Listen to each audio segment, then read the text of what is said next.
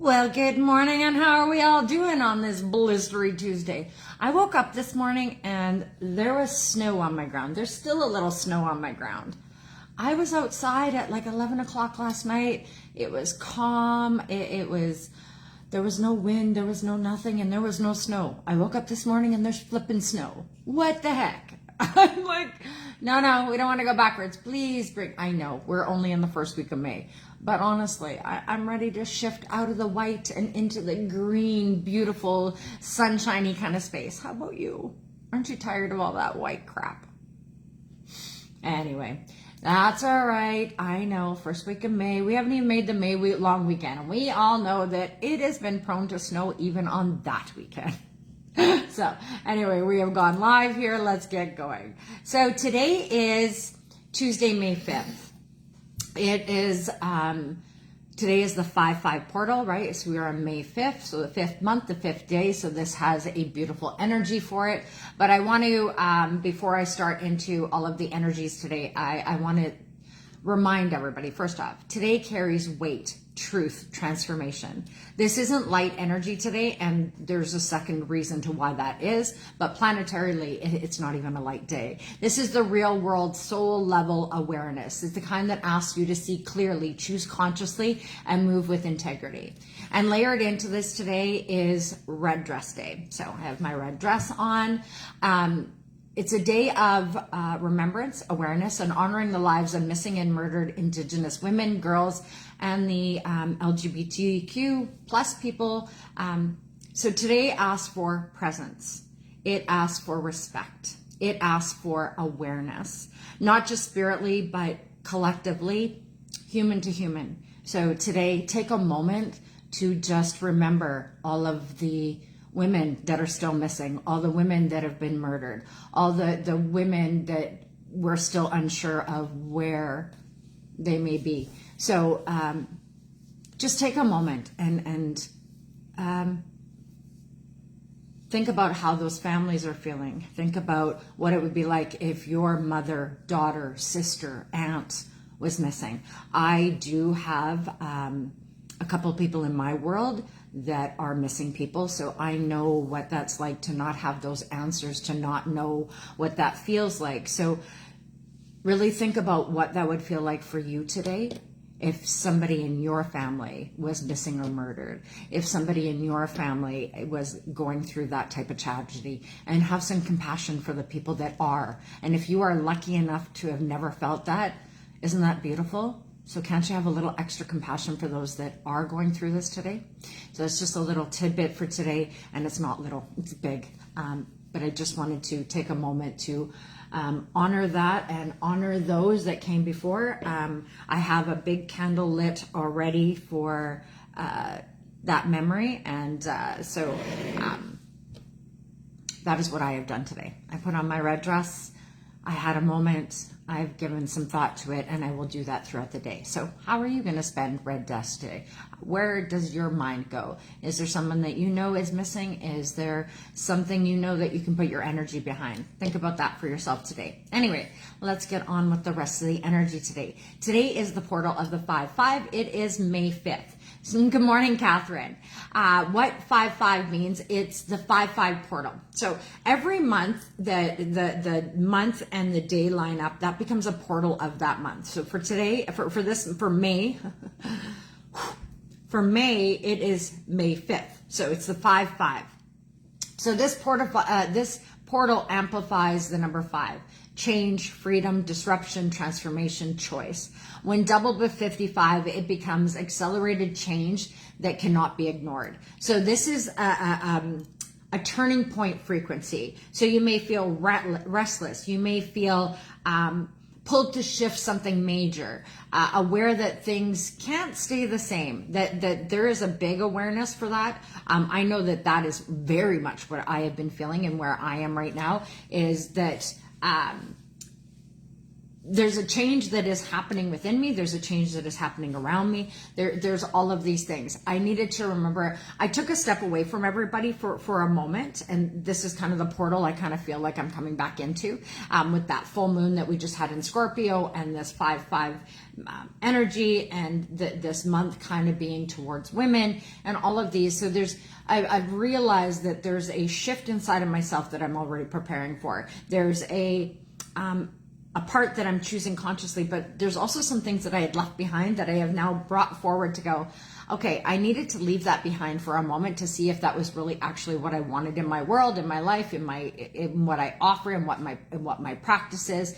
And I had left behind some pieces that I realized were so important. And some of the pieces that I had taken on, I went through it again to go, yeah, they're really not that important. We have gotten, with all of the energies around money and scarcity and all of those things, there's a lot of us that had kind of gone into, oh, woe is me, grabbing onto things. And then you go, whoa, that is not for me, and pulling ourselves back. So there's this kind of threshold energy that we've been in through the last month of April, to actually look at what that is, to recognize what needs to shift, to prepare for the movement forward, for preparing for who we're becoming and where we are headed, because into the truth of who we actually are. We're choosing more consciously on what we want for ourselves. And it really is, going forward, all about truly what do you want for yourself. It is all about choice. It is no longer following the masses. It's really about embodying what you want, embodying who you are, and choosing consciously, not impatiently, for what is actually right for you. So if you felt that moment, good morning, Lindsay, if you felt a moment inside of yourself where you started falling back into old patterns and old aspects, that was about last month, and there were so many reasons for that. But now, as we are shifting into this energy where Uranus has moved from Taurus, which was slow grazing kind of energy for the last 7 years, Uranus has now moved into Gemini. So this is a different energy. It's a twinning energy as well, right? So looking at the left and the right, looking at the black and the white, looking at the masculine and the feminine, finding all of these balancing pieces. Good morning, Sierra. How are you doing today? So looking at all of these pieces of balancing within yourself, balancing your masculine, which comes from, up above, and the feminine that comes from below, and having those energies, shift and flow through your body, that finding those healing balances. And how to heal is to actually balance your masculine and your feminine within yourself. It's not worrying about outside of you. It's really worrying about what's inside of you. It's looking after your gut health. It's looking after your mind health. It's looking after your spiritual health. Go and check in. When was the last time you did something good for your body? When was the last time you did something good for your mind? Have you been to a doctor? Have you had your levels and your hormones checked? Have you done any of these things to make sure you're in your best self? Those are the things that are really important, is to take a step back from everybody else and look at your own energetic body and being. It is super supported for the month of May to really look into where you're at, with the full moon at the beginning of May and the full moon at the end of May, and this being the 5/5 portal month in the middle of this, with the new moon in the middle of all of it. There is a new shift. This is the gateway to walk through into your new life. So at the end of this month, when we have that big full moon again, that blue moon, right? Once in a blue moon, we are actually going to walk through the portal into the month of June. We are going to walk into that 6th month, halfway through this year, with more clarity, more understanding, and more power in the truth of who we are walking forward. There are core energies at play right now. Mercury is squaring Pluto, and like I said, remember, Mercury is going to go retrograde shortly, so the voice is going to get a little rough.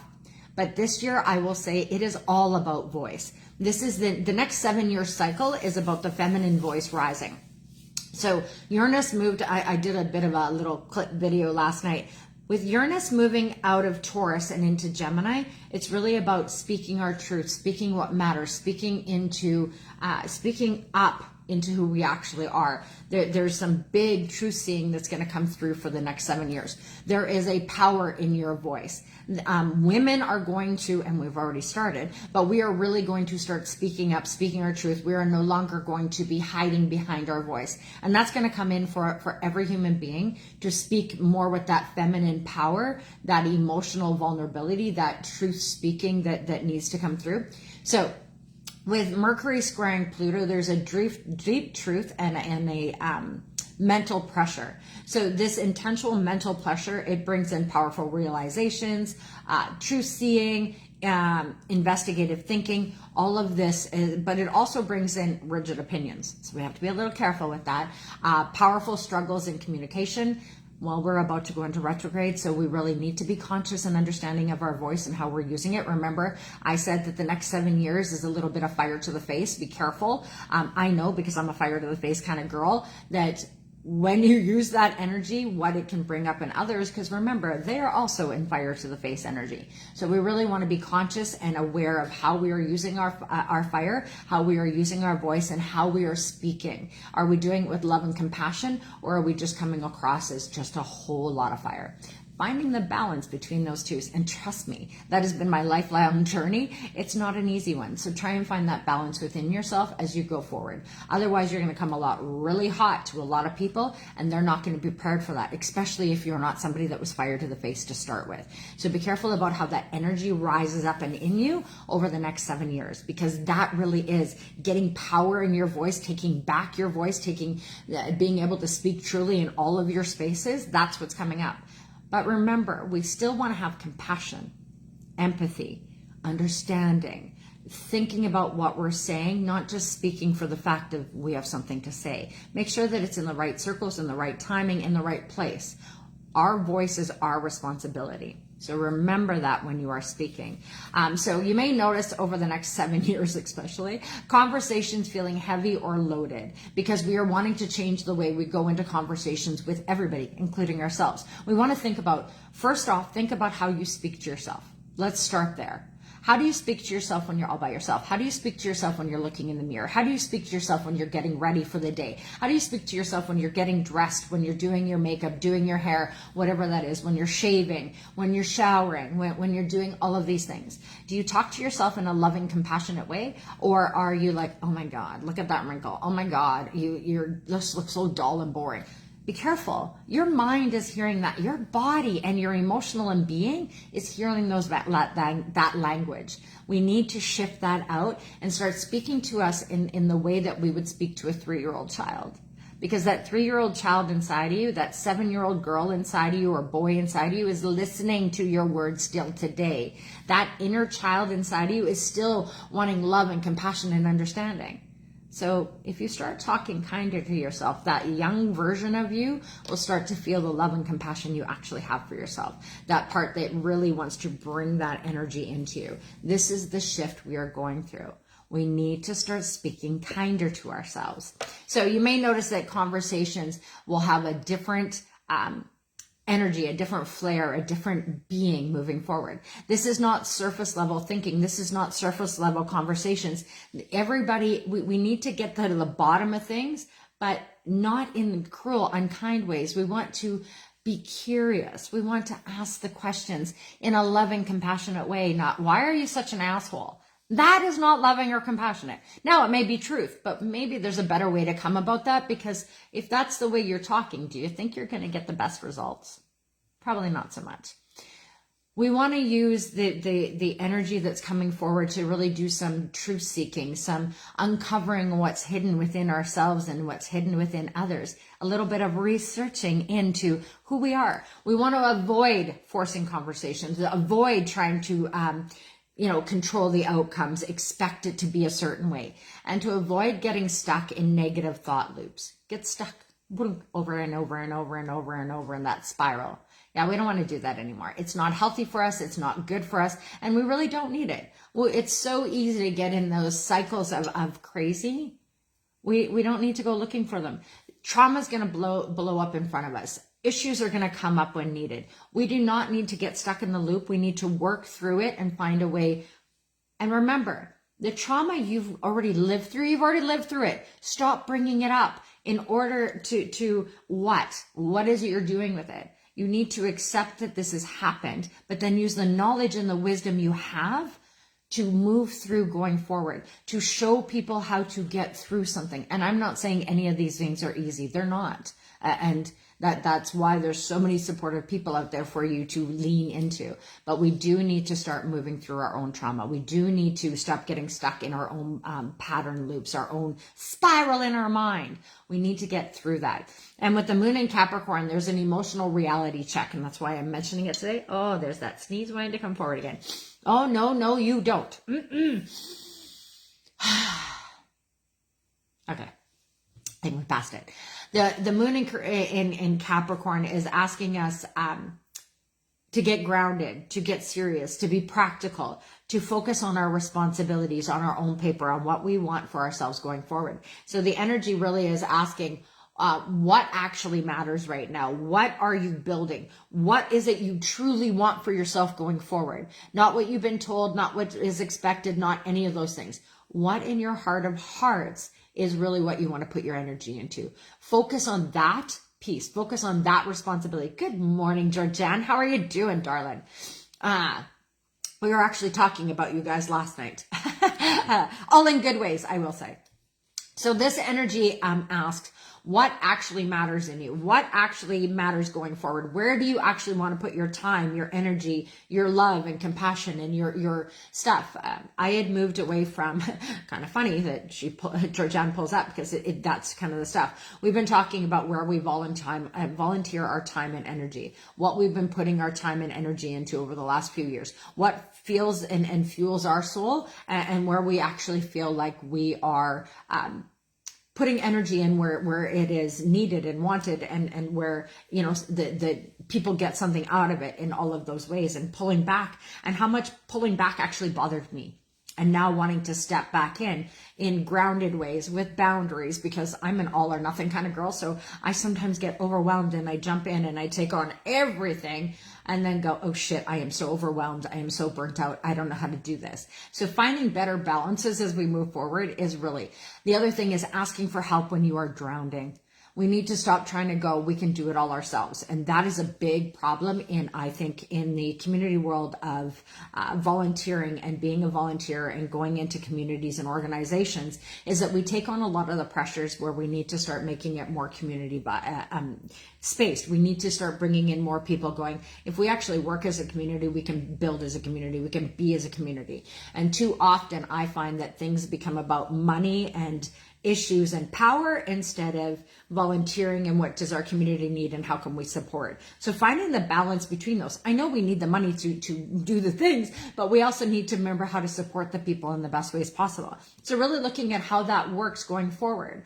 All of the, you know, we have to somewhat go back to the old ways of volunteering, but coming in with new aspects of how we move forward. There's all of these things that we're shifting. And this is really, it's not just in volunteering. This is in how we deal with our family dynamics, how much work we put in, how much people pleasing we do, to how much does it actually fuel our soul to be in those spaces? How much is responsibility versus how much is it we're doing because we actually want to be there? So all of these aspects, and you know, that we get into these ideas too. If I don't do it, who will?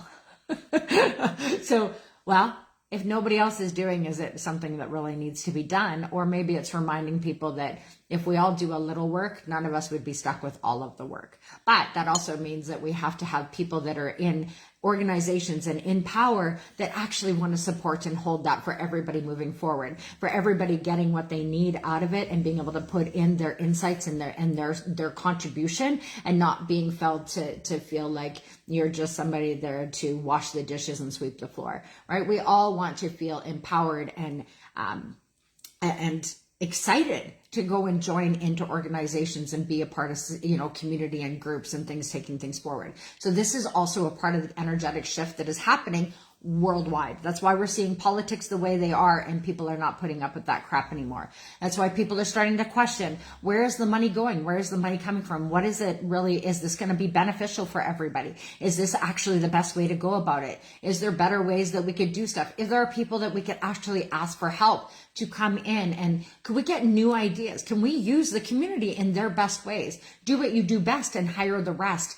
And we need to remember that you can't do everything the best. So let other people do where they shine. Let other people come in where they are at their, where they are at there, and let them take the lead. We need to allow people into those places where they actually fit in the places. Stop trying to fill spaces with people that don't fit into those spots. Maneuver and start working with people in the best way. Ask people what they want to join, what they want to help out in. Not just go, okay, you're a volunteer, go do the dishes and clean the floor, because you're going to lose all your volunteers really quickly that way. But if they feel heard and a part of, it's not so hard to do a few dishes. And I think that's where we need to start balancing in and remembering that so many of our seniors are the ones that are running these organizations, and they need younger people to come in and start doing some of the harder work. So young people, we need to step up. We need to start stepping in. And I mean younger people than me. I've been doing the work for a long time. Young people, you need to step up and say what you need in our communities. Say what you want in your community centers.